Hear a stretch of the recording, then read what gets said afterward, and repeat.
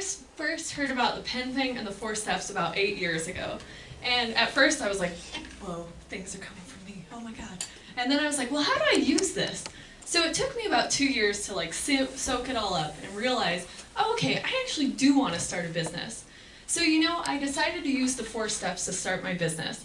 And we first started with the online store. And then within a year, we got an offer on a physical location where we didn't have to pay any rent. And since then, the business has just grown and grown. And it looks like a series of happy accidents, but really I was using the 4 steps to make it happen. So why do we need the 4 steps? Well, you see a lot of nice people doing good things. Like you see a lot of really generous people who are poor, or you see a lot of doctors who are sick. And the reason is because of this thing called the time gap. So we do a good thing, and then, we don't know when it's going to come up. There's a lot of seeds. She will talk about later how there's seeds in a pyramid in Egypt that have been sitting there for almost 5,000 years, and they haven't ripened because nobody watered them or gave them sunlight. So the 4 steps is how we give our mental seeds sunlight and water and the thing that needs to grow. So personally, if I give money away, I want it to happen, I want it to come back to me next week instead of in 100 years. So, the first of the 4 steps, and it sounds easy, but I met someone it was hard for. She's sitting in the audience. Okay, first step is you have to decide what you want in a short, clear sentence. And we encourage you for your first seed experiment to choose something small and manageable, small goals, like I want more money, I want to start a business. It might be a little bit hard if you say, I want world peace for your first experiment, because it's a little bit harder and you need to prove to yourself that this system works. And if you're that person in the audience who says, well, I don't know what I want, well, there you go, that's your first sentence. Your sentence is, I want to know what I want. I want to know what would make me really happy. So step number 2, you need to choose somebody who wants the same thing. Because mental seeds are a lot like seeds you see in the real world. If you plant a watermelon seed, you're going to get a watermelon. So you need to find somebody in your life who wants the same thing as you, or something similar. So for me, I looked for someone in my life who wanted to start a business and have it work. And then you need to make a plan to help them. So make this plan as detailed as possible, because right as you're thinking about it and pre-planning, you're already planting seeds to get what you want. So, I'm going to meet my friend at 3 p.m. at Durango Coffee Company, and I'm going to help them think about how to start a business. So step number 3 is just do it. So sure, you're actually planting seeds in step number 2 by thinking about and making a plan, but if you don't do it, then the seed isn't going to ripen strong or as quickly. So you actually have to help your friend. So it's good to meet them once a week for at least an hour, and you keep doing that until you get what you want. Now, a question might pop into your mind. If I was good at starting a business, I would have already done it. I wouldn't have to do the 4 steps. So who am I to help my friend? Well, that's okay. I used it this year actually to write a novel. I've been wanting to do that for 16 years or something like that. And I was like, this is silly. I should just use the 4 steps. So I did it, and I helped my friend, but I'm not good at writing a novel. Otherwise, I would have done it. So we got together and we brainstormed, and I helped her. And in November, I finally completed my 16-year project. So that was exciting. All right. And I've been trying for 16 years, so it's all because I finally was like, in August, okay, I'm going to use the 4 steps to get this done. All right, now, we've just unloaded a lot of information on you. So I want to show you guys what planting the seed looks like. Can I have $100? I'm going to plant a seed. There you go. Okay. All right, so step number 1, I need to decide what I want.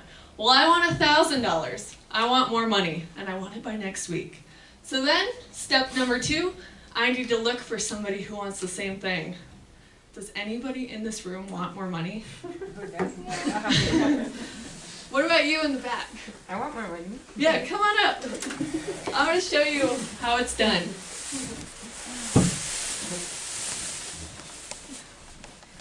Okay, we you tell everybody your name? Hi, my name's Alex. Okay, and so step number 2, I look for somebody who wants the same thing. Alex, do you want more money? Yeah.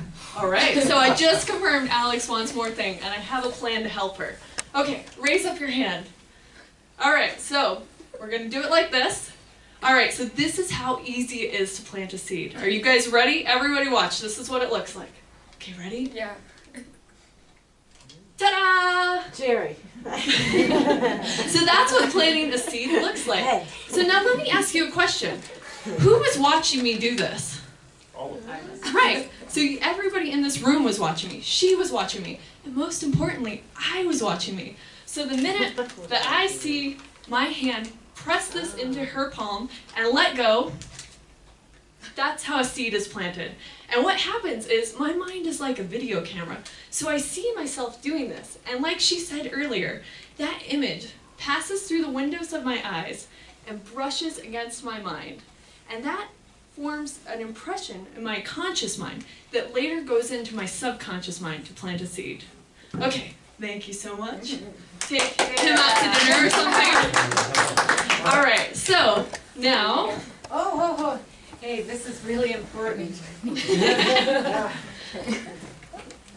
All right. If you remember, Katie said there were 4 steps. So she told us about 3. So the 4th step is the most important because she showed us a picture of that old lady with money in her hands and the young girl who wanted money also. So if you want your seed to ripen really quickly, you've got to do the 4th step. And that is to rejoice about what you did. We talked about those seeds in Egypt. We don't want to wait 5,000 years. All right, Katie. So if you just do the first 3 steps, it does plant a seed. But that's like being a corn farmer who's really good at planting corn and then forgetting that you have to water it. So in order to water your seeds, though, make sure you see the result next week or next month or quickly instead of when you're 100 is the 4th step. And it is a type of meditation which works because this is a meditation workshop. All right, do you want to do it with me? Sure. Okay. You need another chair. Oh, thanks. So, it's called coffee meditation. It does come from the ancient books, and it's mentioned there. But how it came to the U.S. is like all good things, while drinking coffee. So that's why it's called that. Don't worry about it, but if you hear us call it, you'll know what we're talking about. So coffee meditation is a type of meditation you do at night, which is not normally what we teach when we're teaching meditation. And it's also a type of meditation you do on your bed, which is also what we don't normally teach when we're teaching meditation.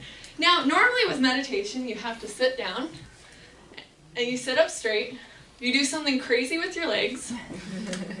Today, we're obviously wearing dresses, so that would be inappropriate.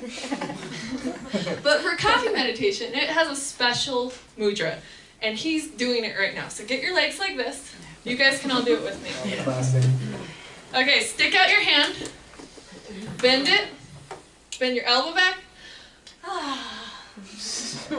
This is actually the way I prefer to do it, though. So all you're doing during this meditation is, it's actually a very sweet meditation you do right before you go to sleep. And all you're doing is you're thinking about, almost like a daydream, in as much detail as possible, but you'll probably fall asleep. You're thinking about how happy you are that you helped your friend in the coffee shop. Or how happy you are that you're doing good things. And this meditation is what adds water to your mental seeds and will get the results quickly. And it also has some unintended side effects.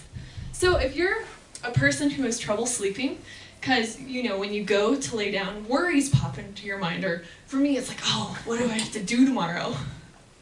So what this meditation will do is if you go to bed with a happy, sweet state of mind, you'll fall asleep quicker, you won't need melatonin or sleeping pills anymore, you'll actually tend to sleep through the night better, and when you wake up, you feel fresh and happy, and that automatically will make your day go better. So, and then a lot of people actually have a hard time, they're like, well, I don't do anything good. So to start with, you can start thinking about good things you see other people doing, right? Okay, so that is the 4th step, and it's the one we're least likely to do because it's hard for us. It's hard to grab our mind and tear it away from the things that make us unhappy and drag it back to the things that make us happy. But in fact, that's what meditation is actually all about. So this is a fun meditation you can do right before bed, and if you do nothing else, you throw out everything else that we've talked about tonight. Just try this, and you'll start seeing the results of your good deeds. All right. All right. And then we have Little break, right? Before meditation? yeah.